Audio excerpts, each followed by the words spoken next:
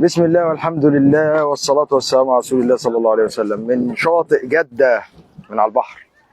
الجو هنا جميل بعد ما رحنا زورنا واحد من صحابنا وحبايبنا على البحر، فقال لي الدنيا دي امتحان يا رامي، وفي طريقة عشان تنجح في الامتحان ده، والامتحان سهل ومعروف أسئلته وأجوبته بسم الله، ومعروف ازاي تحلها،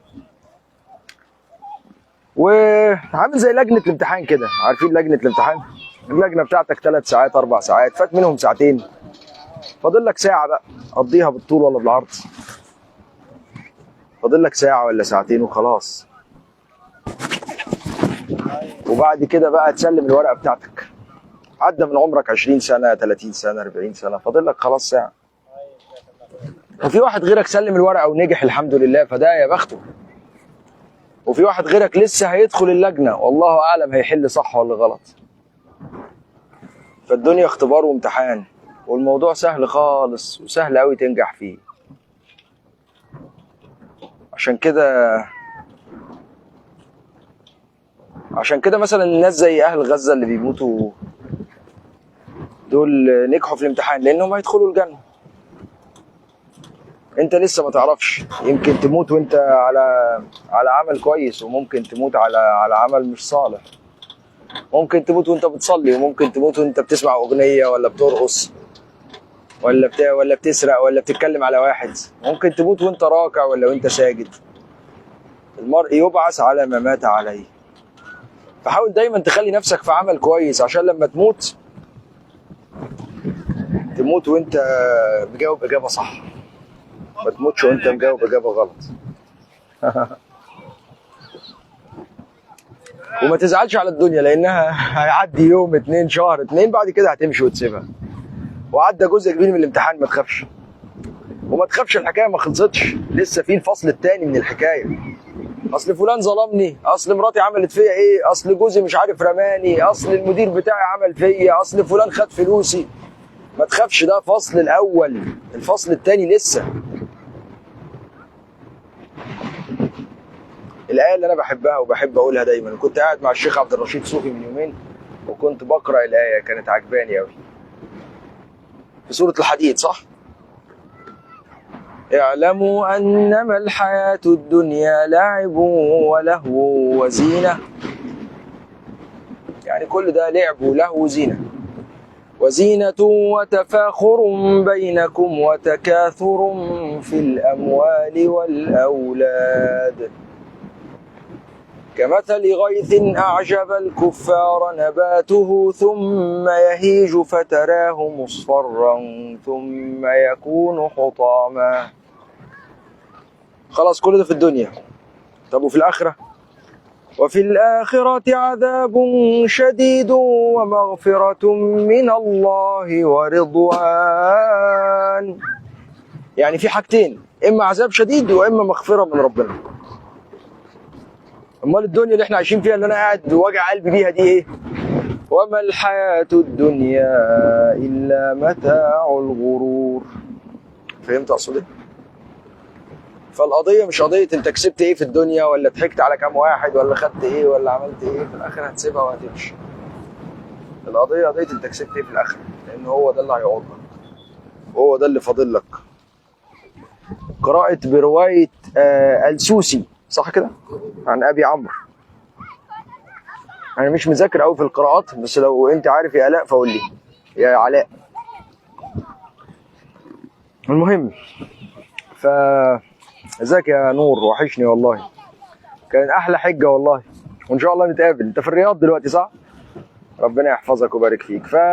فاعرف في النهايه ان الدنيا دي كلها ايه؟ يوم يومين وخلاص. 6 شهور سنه، عدى من ال6 شهور. يعني شوف ربنا بيقول ايه، وان يوما عند ربك كألف سنة مما تعدون. اليوم عند ربنا ب1000 سنة. طب تخيل بقى ايه اليوم عند ربنا ب1000 سنة، وانت عندك خلاص يعني حياتك كلها ال60 سنة دي كأنها دقيقة ولا دقيقتين عند ربنا. اليوم عند ربنا ب1000 سنة، فحياتك كلها كام دقيقة؟ دقيقتين 3 4.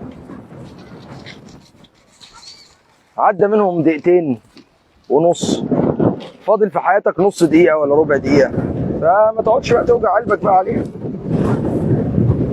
تعال نقعد شوية ونتكلم واحنا قاعدين.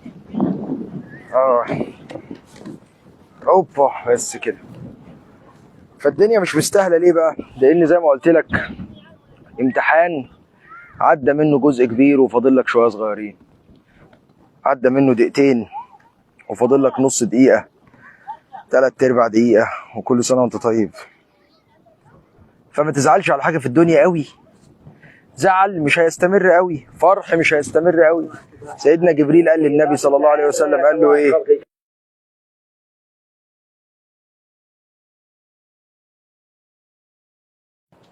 سيدنا جبريل قال للنبي صلى الله عليه وسلم: يا محمد عش ما شئت فإنك ميت، وأحبب من شئت فإنك مفارقه. يعني حب اللي انت عايز تحبه، في الآخر هتفارقه. وعيش زي ما انت عايش، في الآخر هتموت. واعلم أن شرف المؤمن قيامه بالليل. يعني شرفك الحقيقي مش فلوسك ولا حاجة، لا، قيامك بالليل. وعزه استغناءه عن الناس. فدي أهم حاجة،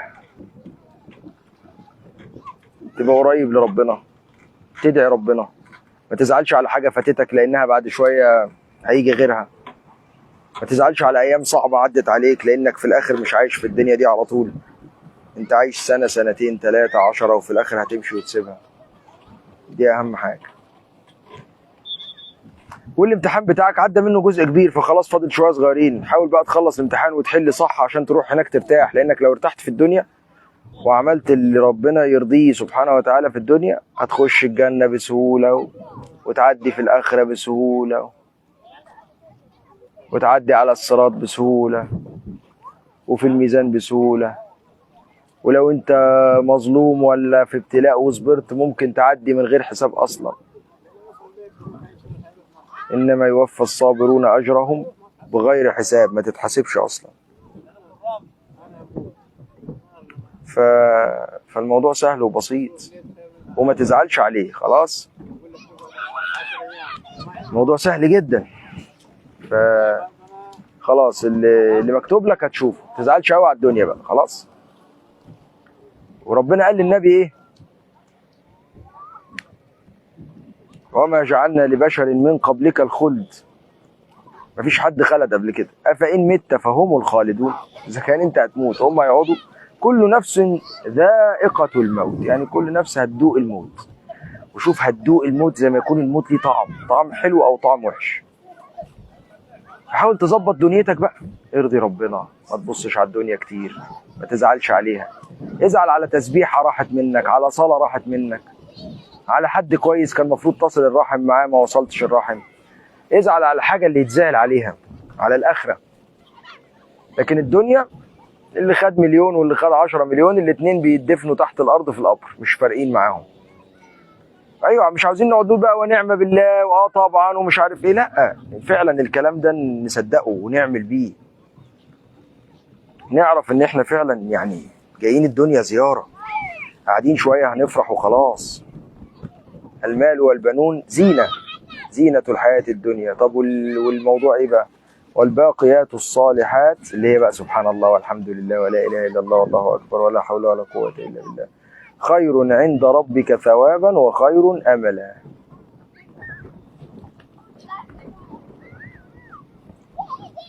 بس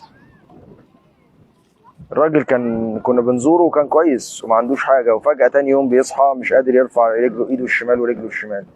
جاله جلطة في شريان صغنن، حتة كبدة قفلتها، بطلت تطلع كهرباء لايده ورجله، ايده ورجله ما بقوش يتحركوا، مع انه قبلها بيوم كان بيجري وبيزعق وبيعمل كده بايده وبيشوح وبيتخانق كمان وبيعمل اللي نفسه فيه. طب اشمعنى النهارده هو كده؟ وبعدها حاولوا يعملوا له قسطره ويعملوا له اذابه للجلطه، وتعب بعدها، والصبغه بتاعه القسطره تعبت له الكلى وضغطه عالي ولقوا الكرياتينين عالي. غسلوا كلى، بعد غسيل الكلى اتأثر، حصل له بكتيريا، ميكروب في الدم، الميكروب وطله ضغطه، عمل له هبوط وتسمم في الدم. بعدها فضل شويه، يومين 3، وضغطه وطي وحصل هبوط في الدورة الدموية ومات. امينه حميده بتقول لي يا دكتور رامي من فضلك رد على الواتس لو سمحت. تعالي شوفي الواتس عندي هتلاقي 5466 رساله. تفتكري هعرفك ازاي من ضمنهم يا امينه؟ للاسف ناس كتير ما مش يعني، او يا حاجه امينه انا ما اعرفش حضرتك قد يعني قد والدتي. لما حد يبعت لي رساله يقول لي انا محمد عبد السلام علي سني 50 سنه، سؤالي 1 2 3. مره واحد قال لي يا دكتور رامي انا بعت لك رساله وانت ما ردتش عليا، وبعدها امي كنت بستغيث بيك عشان خاطرها وماتت ربنا يسامحك. قلت له حضرتك بعت لي تستغيث وانا ما ردتش؟ قال لي ايوه. قلت له طب فين الرساله؟ يا ريت تبقى تكتب المقصود او المضمون بتاع الرساله في اخر الرساله عشان يبان من بره وانا بفر الرسائل. فقال لي اهو. قلت له وريني كده. بنفتح الرقم بتاعه لقيت الرساله اللي هو باعتها ايه؟ السلام عليكم ورحمه الله وبركاته. بس كده. وانا كده هعرف ان دي الرساله بتاعت واحد والدته بتموت وهو بيستغيث بيا؟ ما تقول على طول من غير ما تسلم وتستنى اما اقول عليكم السلام. قول على طول انا محمد علي مهندس في القاهره، والدتي اسمها الحاجه فاطمه عندها 60 سنه، جالها امبارح وجع في صدرها، راحت المستشفى شخصوه جلطه في القلب ودلوقتي احنا منتظرين راي حضرتك مثلا يعني. لكن لو هي مبهمه كده مش هعرف ارد، غصب عني يا شباب والله العظيم غصب عني. انا ورايا برضو حاجات في الدنيا وورايا هموم وورايا التزامات وحاجات صعبه ولولا عون الله لي، ولولا عون الله لي لهلكت. ان ربنا بيعيني يعني. اميره بتقول لي مش بترد. ما هو انا برد مثلا على 45 50 60 70 رساله لحد ما اتعب وانام ومش بقدر اكمل غصب عني والله. فانت بقول لي ايه رساله يعني اكتب لي فيها اسمك مره ثانيه. حاضر يا حاجه امينه هرد على حضرتك. ربنا يبارك فيك يا رب. ربنا يقدرني واقدر الاقي رسالتك. اكتبي لي رساله ثانيه قولي لي انا الحاجه امينه محمود او انا الحاجه امينه حميده. اكتبي كده وانا ساعتها ارد عليكي. عندي استشاره. طب ما تقولي الاستشاره دلوقتي وارد عليكي دلوقتي يا حاجه امينه. اتفضلي. ايه سؤال حضرتك وهرد عليكي. اخر الواتس 883. حاضر. اوعدك هبص على 5466 رساله وابص على اخر 3 ارقام لحد ما الاقي 883 وساعتها هرد عليكي. بس لو فضل فيا نفس ابص عليهم كلهم. هو غصب عني يا امي والله. ربنا يقدرني يا رب. ولو عندك سؤال دلوقتي اساليهولي. خلاصه الكلام في اللي انا بقوله، وانا بقول الكلام ده لنفسي لحد ما الحاجه امينه او الحاجه فاطمه او كل اللي بيبعتوا لي رسائل لو حد حب يسالني سؤال انا ما عنديش مانع. وقع عليا شاي سخن بس الحمد لله يعني الجو هوا فربنا ستر.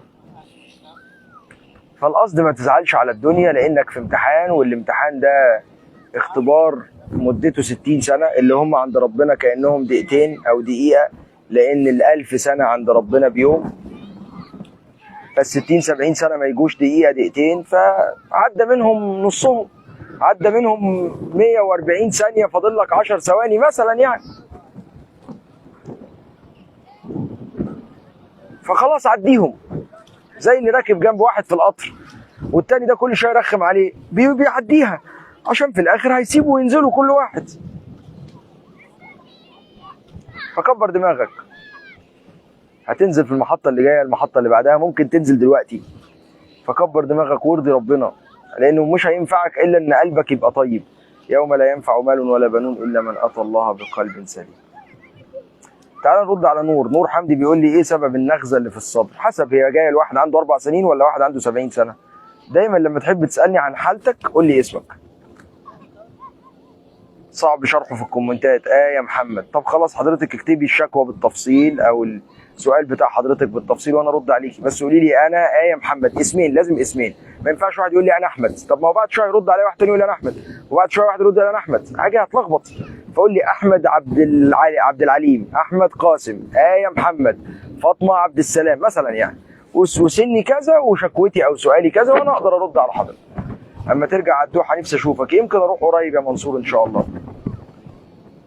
ربنا يبارك في عمرك يا رب ويرضى عليك. فخلاص بقى زي ما اتفقنا انسى موضوع الدنيا ده. الدنيا كلها هتعدي في ثانيه ثانيتين، فاضل لك كام ثانيه وخلاص هتمشي. فما تزعلش على حاجه في الدنيا. ايدي اتحرقت من الشاي الساخن بس الحمد لله يعني. يلا لعلي اتحسدت ولا حاجه او لعله غفران للذنوب. اللهم اغفر لي ذنبي ووسع لي في داري وبارك لي في رزقي. جاي مكه تاني ان شاء الله. جاي كمان شويه يا احمد. انا دلوقتي في جده. نعم. اذا اراد الله، ما اعرفش نصيبي فين. ساعات ابقى في فيديو واقول اصل كمان ساعه هروح كذا وما اروحش، فهي نصيب. ايه سبب ضربات القلب بعد السريع؟ مش عارف انت راجل ولا ست، مكتوب عدي محمد. غالبا في الستات بيبقى سببها اكتر الانيميا، وفي الرجاله سببها اكتر الشاي والقهوه، ده اللي انا بشوفه، الا لو في حاجه تانية انا لسه ما عرفتهاش. زرقان في الدراع والرجل بدون خبطات يا دعاء، ممكن تكوني بتاخدي دواء سيوله هو اللي عمل كده. غالبا بيبقى اسبرين ماريفان مش مظبطه الجرعه بتاعته، ويعمل بطش زرقاء زي الخبطه كده. استشاره طبيه، عملت اشعه بالمجهود وعملت الترا ساوند والدكتور قال لي تمام بس لازم تعمل قسطره استكشاف. لا ما تعملهاش. من سنتين ورفضت. ايوه ارفض. للاسف بقى في ترند كده ماشي بشوفه كتير بالذات في مصر، ان اي حد يروح لدكتور قلب يلا نعمل قسطره. طيب بيجي لك ذبحه صدريه سكينه يعني توقفك اللي هي عشانها بنعمل القسطره؟ لا. يعني بتطلع السلم تطلع كام دور؟ 14 دور، مفيش اي سكاكين ولا حاجه؟ لا. ولا اي حرقان كده يجي لك يوقفك مكانك؟ لا. ولا اي ذبحه صدريه او وجع او تقل في صدرك يخليك مش قادر؟ لا. طب ما نعمل قسطره. طب ليه بقى؟ ما هو مفيش اهو. يعني انا رايح لبتاع الميكانيكي، ايه اخبار العربيه؟ بتدور كويس؟ بتقطع؟ لا. بتطلع مطلع؟ بتجري؟ بتسحب كويس؟ بتاكل بنزين ولا بتعمل اي مشكله؟ لا. بتدخن ولا حاجه؟ لا. صوت الموتور عالي؟ لا. كله تمام؟ تمام. طب يلا نغير الموتور. ويبقى نصب، يبقى نصب، انا اسف يعني يبقى نصب.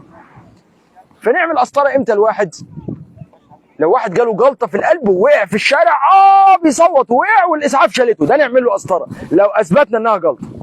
لكن واحد عادي رايح للدكتور على رجله يكشف وما عندوش حاجه خالص بس بيجي له شويه نهجان ولا شويه حرقان، ده يبقى دكتور نصاب لو قال له قسطره، الا في حالات ضيقه قوي لو ادينا له ادويه ومفيش فايده.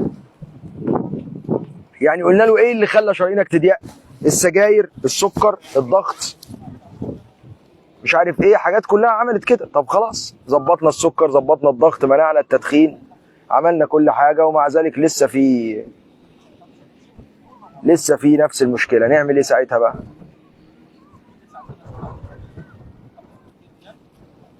ساعتها نفكر نعمل قسطره، بس بنسبه 90% بيخفوا من غير قسطره. تمام كده؟ ربنا يكرمكم ويبارك فيكم يا رب. في سؤال تاني؟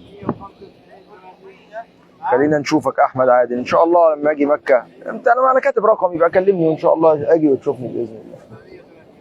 ادعوا لي ربنا ييسر لي امري ويبارك لي في رزقي ويعطيني ما احب وارضى مما يحب ويرضى.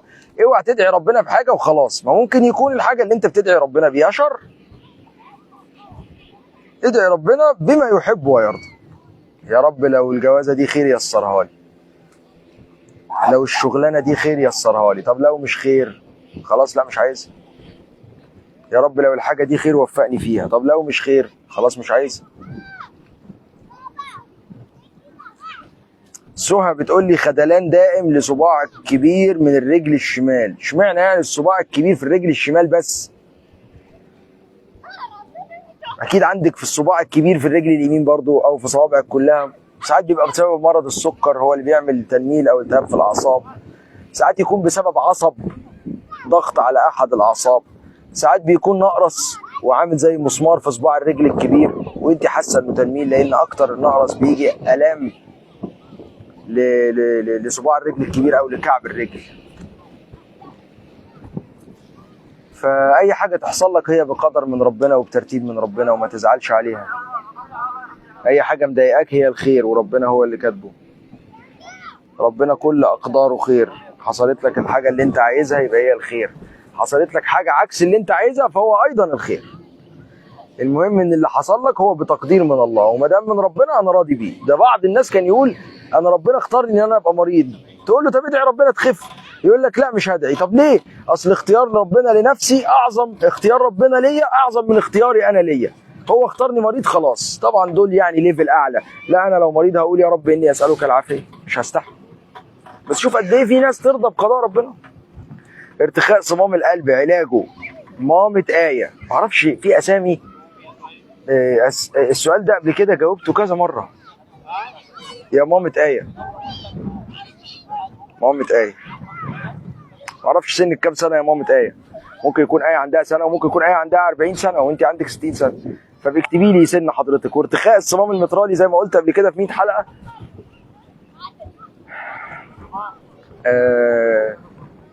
حاجه عاديه، الصمام بيفتح ويقفل بس فيه ارتخاء، وما دام ما معهوش ارتجاع وما معهوش اعراض فما تخافش منه، فعادي ارتخاء صمام القلب خلاص. انا عندي ثقب اتولدت بيه في القلب وسني 43 سنه، امه ريتاج. والله لو الثقب قعدت 43 سنه وما عملكيش مشكله خلاص، لكن لو ثقب كبير وعامل ارتفاع في ضغط الشريان الرئوي وبتنهجي وبتزرقي يبقى ساعتها ممكن نفكر نقفله. لكن ثقب صغير ومش عامل مشكله خالص واتاكدتي اصلا ان في ثقب، ساعات ممكن ما يبانش في الاشعه ونضطر نعيدها تاني. فهمت ازاي؟ حسام قلت لك ان الكدمات دي ممكن تكون علامات الزرقاء دي سبب نزيف او سبب ادويه سيوله بتعمل نزيف، بتاخد ماريفان، بتاخد اسبرين، بتاخد بلافيكس، بتاخد اي دواء للسيوله. فلو في كده نراجع الدواء وبناخده ليه ونبطله ولا لا، ولو جرعته زياده نقلله وهكذا. هو صوتي واضح صحيح ولا صوت الهواء مغطي عليه؟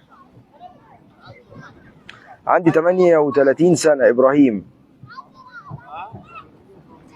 بتضايق قوي بالمناسبه لما يجي لي سؤال على الواتس من غير اسم. ما هو سبب الم شديد في الصدر لمريض عنده 48 سنه والنوع ذكر؟ ايه والنوع ذكر دي؟ ذكر ايه يعني؟ ذكر البطريق؟ ما تقول لي انا اسمي ابراهيم عبد السلام وانا هعرف من اسمك ان انت ذكر. على الاقل لما اجي ارد عليك اقول لك يا استاذ ابراهيم الالم ده مش من القلب. لكن لما اقعد اقول يا استاذ ذكر الالم ده مش من القلب وتيجي تقول لي بعدها باسبوعين فاكرني يا دكتور رامي انا الذكر اللي كلمتك الاسبوع اللي فات، طب ما تقول لي انا ابراهيم سليمان او انا علي السيد او انا احمد علي. وفي ناس تدخل على الواتس كده تلاقي اسمه مش موجود، تلاقي مكتوب زهرة الربيع، الدموع السوداء، الشموع الحائرة. ما تكتبي اسمك يا ستي. ام حسين وعلي، ما تكتبي فاطمه. هو فاطمه عوره مثلا؟ بتضايق. يعني النبي صلى الله عليه وسلم لما سالوه من احب الناس اليك ما قالش ام كلثوم، ما قالش ام ابراهيم، ام علي، لا ذكر اسمها، قال عائشه. قالوا فمن الرجال، لا مش عايزين الستات، قال ابوها، ابو عائشه. يعني ما كانش عيب ان الواحد يقول اسم يعني امه ولا اخته ولا زوجته، النبي قال اسم زوجته بس. فتيجي الناس تلاقي ايه ام محمد، اسم الحاجه ايه عشان نعالجها؟ ام محمد السيد علي محمود. ايوه قبل ما تخلف محمد كان اسمها ايه؟ اسمها زينب بين قوسين كده وزعلان. طب ايه العيب في كلمه زينب؟ انا عشان بس اعرف افرق كل عين عن التاني. فاستاذنك لما تكتب رساله اكتب انت مين، لاني مش هرد عليك وانا مش عارف انت مين، فاكتب ما اسمك واستنى بقى ارد عليك على ما تكتب اسمك. يمكن اصلا تكون الرساله اتاخرت بقى لها شهرين ثلاثه. الارتخاء يسبب ضربات قلب سريعه يا مامة ايه؟ نعم. وعندك 45 سنه يسبب ضربات قلب سريعه. يوجد نزيف بالانف يا دكتور ايمن، ما العلاج؟ حسب بقى، ممكن يكون النزيف ده نتيجه ضعف في الشعيرات الدمويه، نتيجه مشكله في الانف والجيوب الانفيه، نتيجه ان الانف سليم بس بتاخد ادويه سيوله بتعمل لك نزيف، او في ضعف في جدار الاوعيه الدمويه فبيحصل نزيف. سبب بقى مليون حاجه. ممكن تدعي لبنتي اسمها، ما لحقتش اكتب اسمها. في واحد مره كتب لي ادعي لي يا دكتور عند الحرم، بالله عليك لا تدعي لي بالاسم، والله واحلفك تدعي لي بالاسم وتعمل لي فيديو وانت بتدعي لي بالاسم. اقرا الرساله مرتين مفيش اسم، فقلت يا رب اللهم اغفر لصاحب الرساله اللي من غير اسم، اللي نمرته اخرها 8867. طب اعمل ايه؟ ما تكتب اسمك يا راجل يا طيب عشان اعرف انا بكلم مين. ده ساعات الاقي الاسم مكتوب تحت رقم الواتس فاقول له ايوه يا استاذ ابراهيم، يقول لي عرفت اسمي منين؟ كاني عرفت حاجه حرام يعني. ما انت ما كتبت اسمك وخلاص. ايه يا جماعه في ايه؟ سهلوا عليا الموضوع. محمد عبد الوهاب بيقول لي التصرع البطيني هل ليه علاج من غير قسطره وعمليا؟ وخصوصا العلاج ما جابش نتيجه. حسب بعض الحالات، وحسب هي بؤره، وحسب عملت كي قبل كده وما نفعش ولا لا، وحسب سنك كام سنه، والتصارع ده بيعمل لك هبوط في الضغط وبيأثر ولا لا. والله اللي بيزعلك ده بيزعلني في موضوع الاسماء. تسأل واحد عن اسم والدته يقول لك ام فلان، مش مشكله بقى خلاص ام فلان، ربنا يبارك لك يا ام عبد الرحمن. اخبارك ايه يا ام عبد الرحمن وريتاج؟ طمنيني عليك يا ام عبد الرحمن وريتاج. اللهم اغفر لام عبد الرحمن. طب ما اقول اللهم اغفر لفاطمه وخلاص عادي يا جماعه. عند النبي ايام النبي صلى الله عليه وسلم كان لما يتقال الاسم يتقال اسمين، يعني ابو بكر الصديق، عمر ابن الخطاب، عثمان ابن عفان، عبد الله ابن عمر كده. فلما تحب تقول اسمك قول اسمين. كان في مره النبي صلى الله عليه وسلم بيقول ايه؟ النبي لما كان يبعت رساله ما كانش يبعتها لما يقول كذا من محمد رسول الله، محمد ابن عبد الله رسول الله، يقول اسمه اسم والده وصفته رسول الله. ف فارس، وبعت لك على الواتس. ازيك يا فارس، عامل ايه؟ ربنا يحفظك ويبارك فيك. تاخد شويه شاي؟ شاي اخضر، امسك يلا اديله من غير سكر يلا. حبيب قلبي، ناس محترمه والله، انتوا ناس محترمه. خد لك شاي بنعناع. على راسنا، اهل جده على راسنا، ناس محترمه، ربنا يبارك فيك يا رب. فالنبي صلى الله عليه وسلم بيقول في حديث مره ايه؟ تصدقنا يا معشر النساء ولو بحليكن، يعني تصدقوا ولو بالحلي بتاعكم. فواحده من الانصار، واحده قصدي من المهاجرين، اسمها السيده زينب، متزوجه زوجها عبد الله بن مسعود، وكان خفيف ذات اليد، يعني ما كانش معاه فلوس كتير. فقالت له اذهب لرسول الله واساله ينفع اتصدق عليك؟ وده دليل على ان الست ما تصرفش في البيت. لو مراتك اشتغلت وصرفت في البيت هي كده بتتصدق عليك، لان ده مش واجب عليها. زي ما انت كده لو دخلت تكنس فانت كده بتساعدها لان ده مش واجب عليك. دخلت ترضع يبقى انت بتساعدها لان ده مش واجب عليك. ده انت المفروض حتى تديها نفقه على الرضاعه. مش فاكر ايه الايه اللي كانت بتقول ان انت تديها نفقه على الرضاعه. وعلى المولود لهن رزقهن وكسوتهن بالمعروف. يعني فكروني بالايه. فالمهم ايه، جت عبد الله بن مسعود بيقول انا اتجوزت براجل سيء، هل يجوز اطلب من ربنا يفرق بيني وبينه؟ اطلبي من ربنا يهديه ويبقى كويس بس، واللي ما اتجوزش يختار الراجل الكويس اللي يكون كويس معاكي. فالسيده زينب قالت لزوجها عبد الله بن مسعود روح للنبي صلى الله عليه وسلم قول له هل ينفع اتصدق عليك لان انت فقير بدل ما اتصدق لحد تاني؟ فقال لها بل اذهبي انت. كان يعني يخجل من النبي صلى الله عليه وسلم. فخرجت السيده زينب زوجة عبد الله بن مسعود رضي الله عنه، ووجدت امرأة من الأنصار عندها نفس السؤال. لما سمعت من النبي بيقول تصدقوا فهي بتقول أولى زوجي لأنه زوجي بسيط. فهي راحت للنبي صلى الله عليه وسلم، وكان قد ألقي على النبي هيبة فيخافوا يكلموه على طول. فلقوا سيدنا بلال واقف على الباب، فقالوا له قل له إن بالباب امرأتين ولا تقل من نحن، واسأله هل تجوز الصدقة على يعني أزواجنا الفقراء، فيما معناه يعني لو جوزي مش قادر ممكن أتصدق عليه ولا أتصدق على حد غلبان أحسن، بس ما تقولوش إحنا مين. فالنبي صلى الله عليه وسلم دخل عليه سيدنا بلال قال يا رسول الله امرأتين يسألان. فالنبي صلى الله عليه وسلم قال من هما؟ قال زينب وامرأة من الأنصار. وشوف رغم إنهم قالوا له ما تقولش بس النبي قال له قول. قال له زينب وامرأة من الأنصار. كلمة زينب لوحدها مش كفاية. فالنبي صلى الله عليه وسلم قال له في الحديث أي الزيانب؟ يعني زينب مين؟ أنهي زينب؟ فقال زينب امرأة ابن مسعود. وهنا يعني إن الست بتتعرف بزوجها. زينب مرات ابن مسعود، يعني ممكن أقول زينب بنت كذا أو زينب زوجة كذا. شوف إزاي قد إيه الزوج مهم للستات اللي عارفين زواجهم، وقد ايه الزوجه مهمه تحافظ عليها، للرجاله اللي مرميين ستاتهم ومش بيصرفوا عليهم ومنزلها تشتغل. عشان كده اوعي تاخدي راجل يقول لك يلا اشتغلي او يقول لك اشتغلي بس ما تاثريش في البيت، يبقى يشغلك بره وجوه. ايوه، وان ارضعن لكم فاتوهن اجورهن. الله يبارك لك يا سماح. بس فقال له زينب وامراه من الانصار. قال اي الزيانب؟ قالت زينب، سيدنا بلال قال له زينب امراه ابن مسعود. هي بقى بتسأل هي والست اللي من الأنصار نعمل إيه في الفلوس الزيادة لو جوزي فقير؟ يجوز أتصدق عليه؟ قال نعم هي صدقة وصلة. يعني كده تتحسب لك صدقة وتتحسب صلة رحم لأنه زوجك، فتصدقي عليه. ما تجيش بقى على واحدة غلبانة مكسورة متصانة في البيت وتقول لها انزلي اشتغل عشان ألم فلوس من وراكي.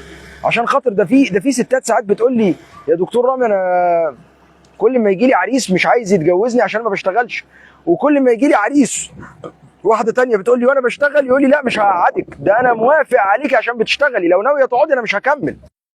فرحان بيها عشان مرتبها حلو. فده عريس، ده زوج، ده راجل عايز فلوسك لا مؤاخذه، مش عايز يتجوزك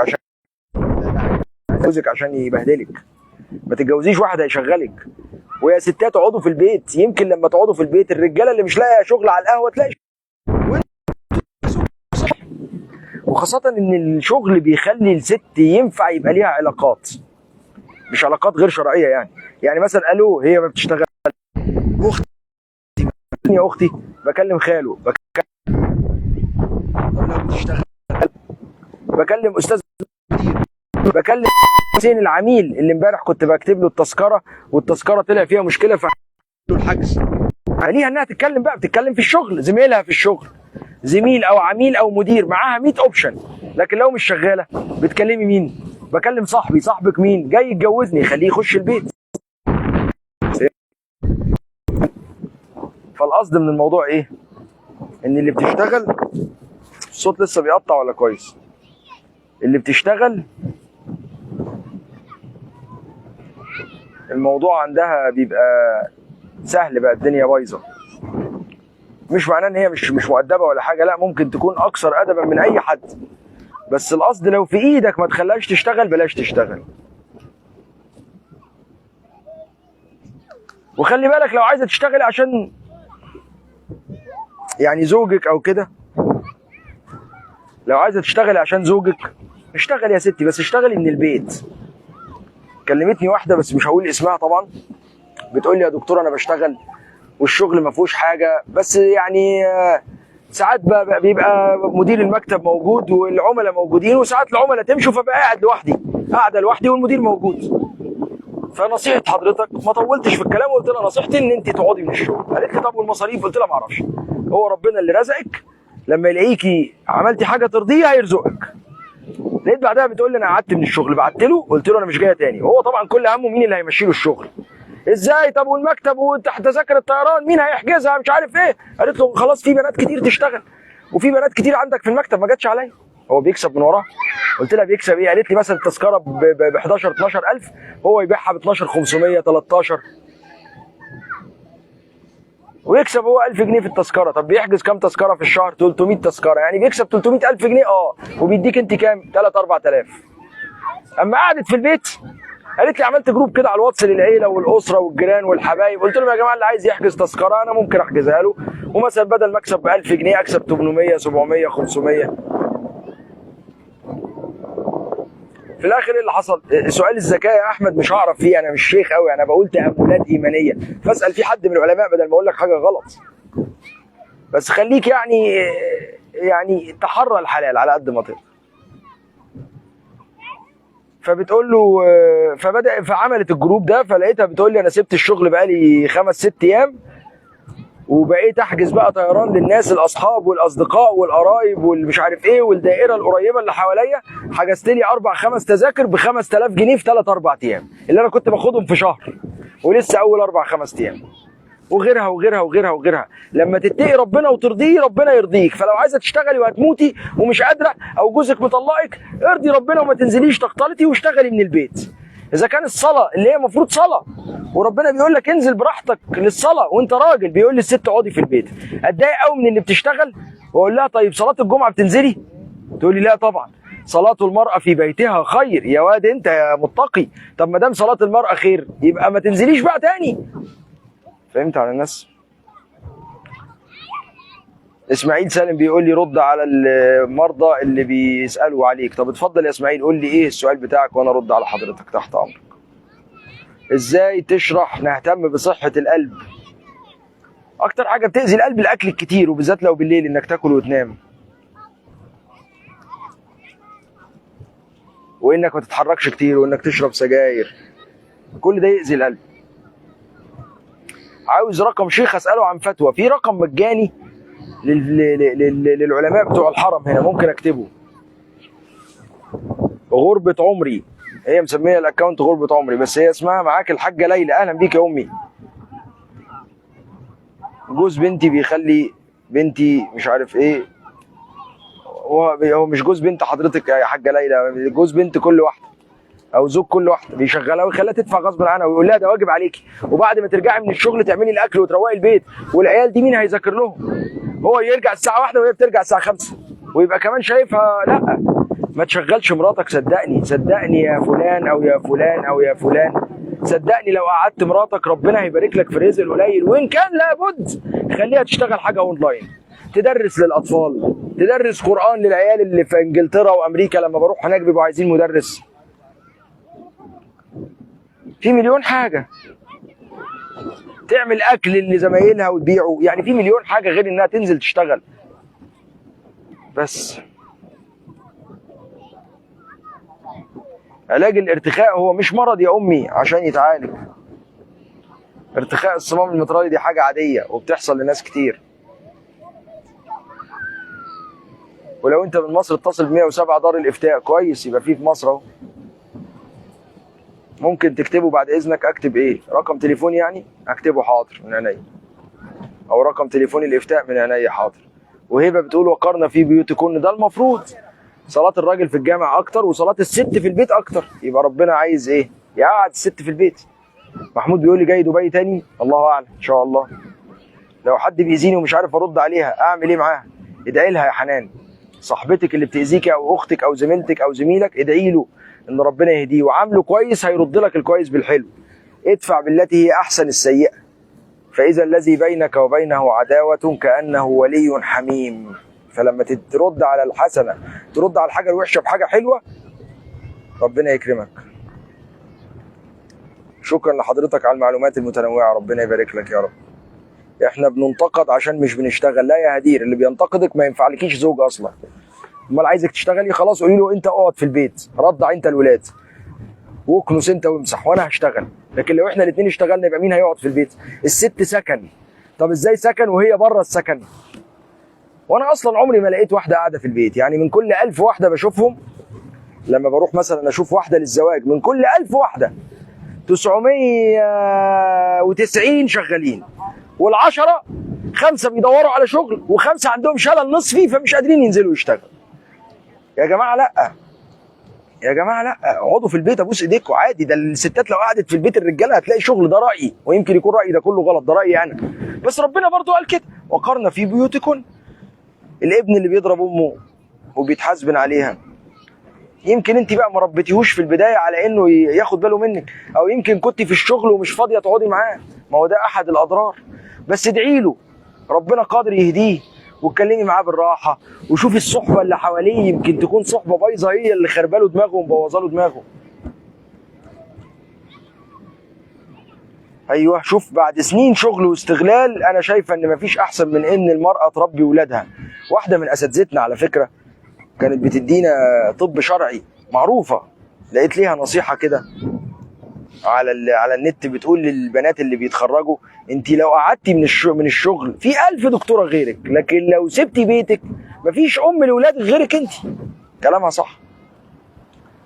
بس كده يا دو كريم بيقول لي اديني بجاوب على الاسئله الطبيه، وانا عندي الكوليسترول والدهون عاليه وسببت لي ضغط وسكر. لا، الضغط والسكر ما لهمش دعوه بالكوليسترول، دي بيسموها متلازمه الايض الغذائي، ضغط مع سكر مع كوليسترول مع كله. فباخد دواء الكوليسترول، ابطله لو الكوليسترول ظبط، لكن لو لسه ما بيظبطش الا بيه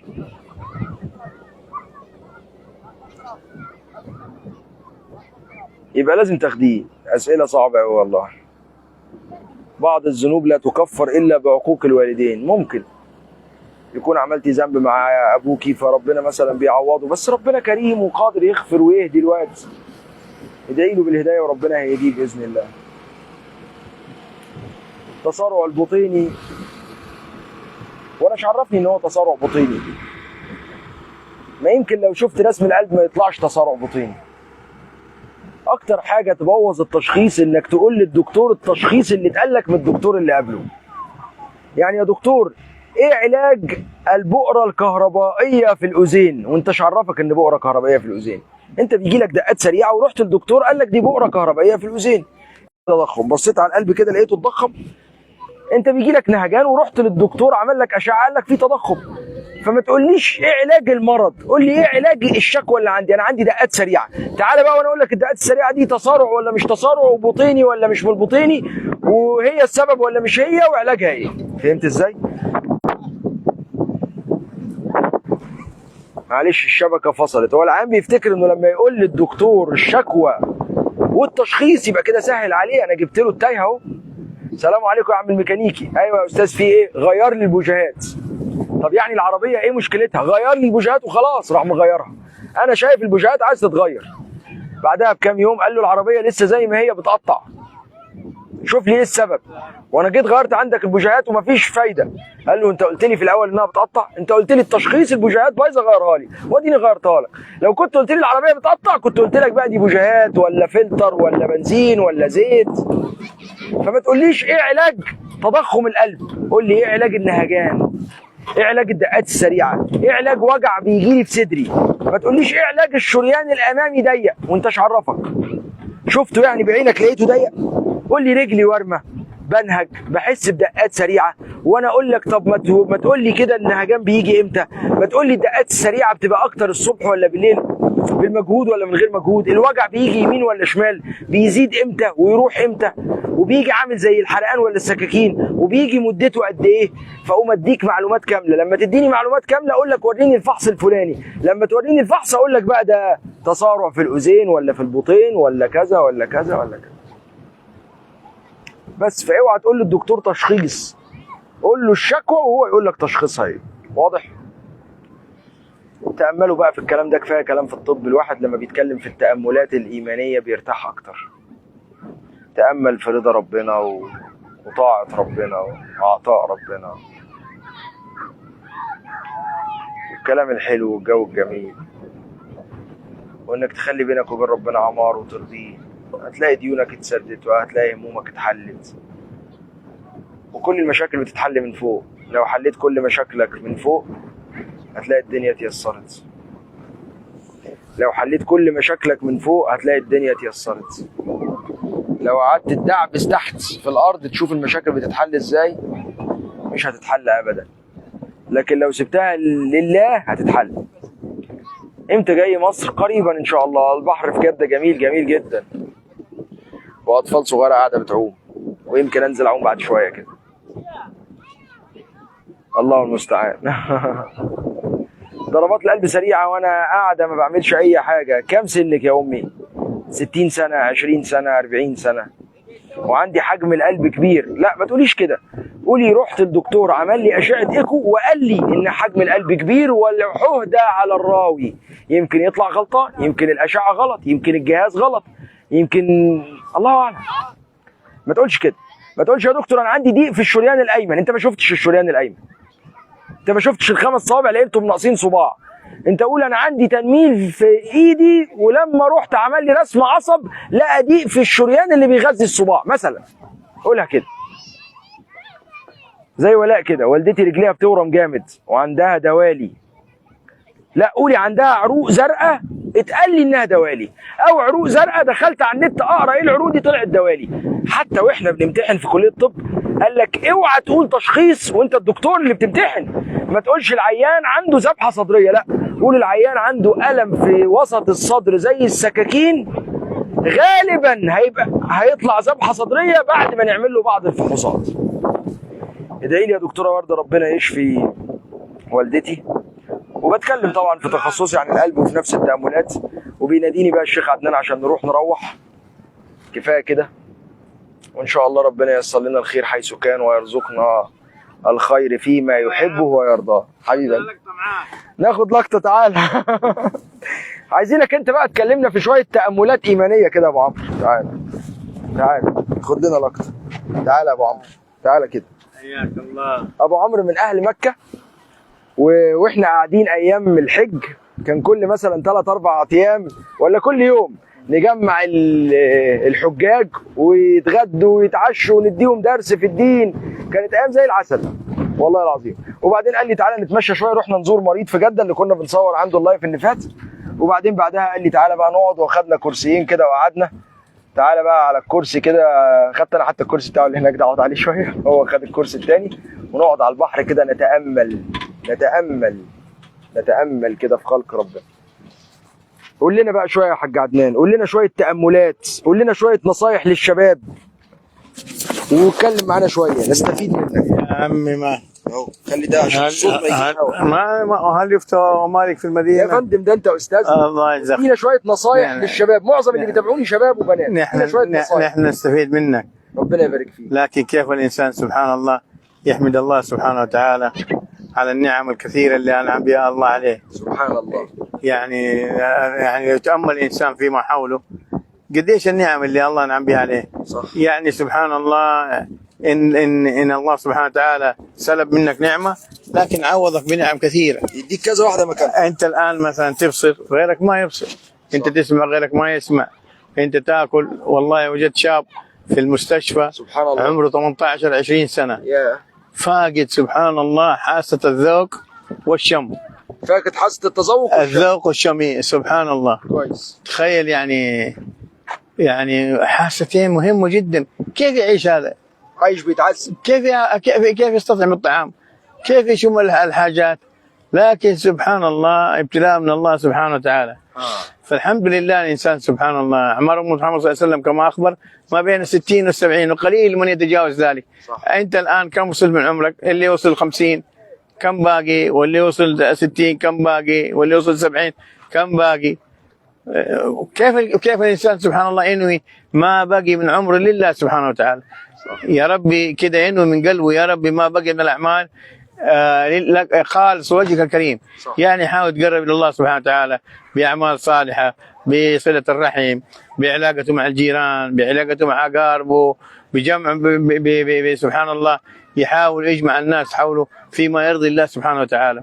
ويحاول الانسان سبحان الله ان يخرج من الدنيا هذه وهو يعني سبحان الله ما عليه بلو. لانه سبحان الله يعني يجي يوم القيامه الانسان سبحان الله اذا دخل القبر يا اما روضه من رياض الجنه يا حفره من حفر النار، نسال الله السلامه. آمين يا رب. بل انه سبحان الله لما تكشف الصحف الانسان يتمنى لو يرجع للدنيا. صح. قال ربي ارجعون. ليش تبغى ترجع قال يا رب ارجعون لعلي اعمل صالحا فيما تركت. صح. في ذيك اللحظه عرف قيمه الاعمال الصالحه وقيمه سبحان الله والحمد لله ولا اله الا الله والله، وقيمه كل عمل، قيمه بر الوالدين، قيمه صله الرحم، كل لما تكشف الصحف في تلك اللحظه يعرف قيمه الاعمال. صح. الان احنا على وجه الارض، بكره نحن تحت الارض. صح. كيف الانسان سبحان الله يقول سارعوا وسابقوا، سارعوا في ايش؟ وسابقوا في ايش؟ في اعمال الخير. صح. لكن امور الدنيا قال وامشوا. صح. وامشوا في مناكبها وكلوا من رزق واليه النشور. امور الدنيا حاصله، لكن امور الاخره اللي هي السباق واللي هي المنافسه وفي ذلك فليتنافس المتنافسون. صح. فالله يوفقنا وياكم لما يحب ويرضاه ويستعملنا اياكم لطاعته. الله بالايام الباقيه من حياتنا يتقرب الانسان فيها الى الله سبحانه وتعالى، لعل الله سبحانه وتعالى يقبله، لعل الله سبحانه وتعالى يعني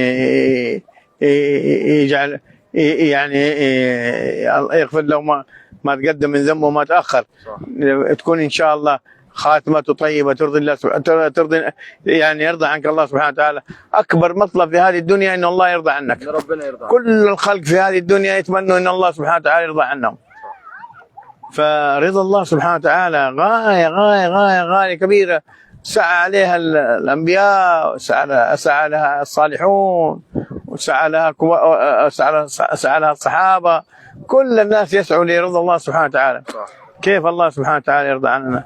الله سبحانه وتعالى ان رضى عنك جعلك اسعد الخلق الله. على وجه الارض. الله. تمشي حاجاتك مقضيه، امورك مقضيه، سبحان الله موفق في كل مكان تذهب اليه. صح. اذا الله سبحانه وتعالى يرضى، بل ان الله سبحانه وتعالى يرضى عنك ويرضي عنك اهل السماء واهل الارض.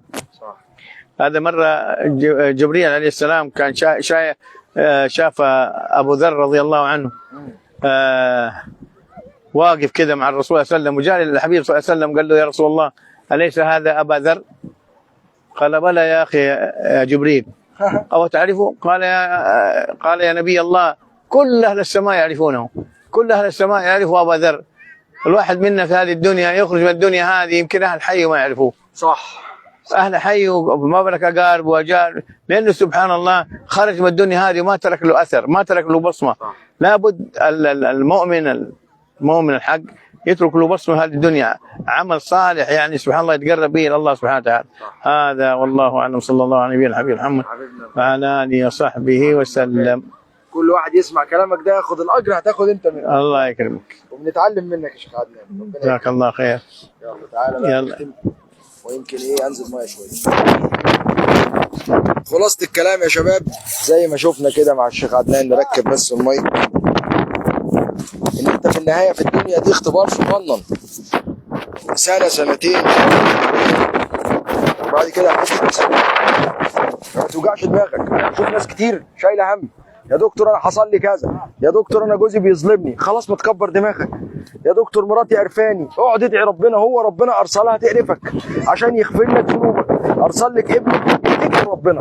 مشكلتك هتخلص في سكه واحده بس مع ربنا، والله العظيم هتخلص مع ربنا. ايوه ونعم بالله. انا عايز اروح عمره وما معيش فلوس، ادعي ربنا. يعني هروح بكام؟ هتروح من غير فلوس. يعني ازاي يعني هروح من غير فلوس؟ اهو عشان ازاي دي مش هتروح ولا لو بالفلوس. خلي عندك يقين، خلي عندك يقين فعلا ان ربنا قادر يخلص لك مشكلتك وهتخلص. لو انت متاكد ان ربنا قادر يخلصها هيخلصها. لو انت لسه بتفكر طب هيجيبها منين، مش هتخلص صدقني. وربنا قادر يخلصها لك ازاي معرفش، بس خلي عندك يقين على ربنا. دكتور هل كثره التعرق دليل على انسداد في الشرايين؟ لا طبعا. انا الواحد عرقان اهو عشان الشمس عاليه، ملهاش علاقه، مش شرط يعني. كفايه لحد كده. اشوفكم على خير وان شاء الله نتقابل تاني في مكه اذا اراد الله، ورحت مكه تاني، ونتقابل في مصر او نتقابل في دوله تانيه. والسلام عليكم ورحمه الله وبركاته. سبحانك اللهم وبحمدك، اشهد ان لا اله الا انت، استغفرك واتوب اليك. نسيبكم على المنظر الجميل. سبحان ربك رب العزه عما يصفون، وسلام على المرسلين، والحمد لله رب العالمين. والسلام عليكم ورحمه الله وبركاته. ننزل بقى نعوم شويه مع العيال دي ولا نعمل ايه؟ طيب اشوف، ربنا يسهل. يلا سلام عليكم، مع السلامه.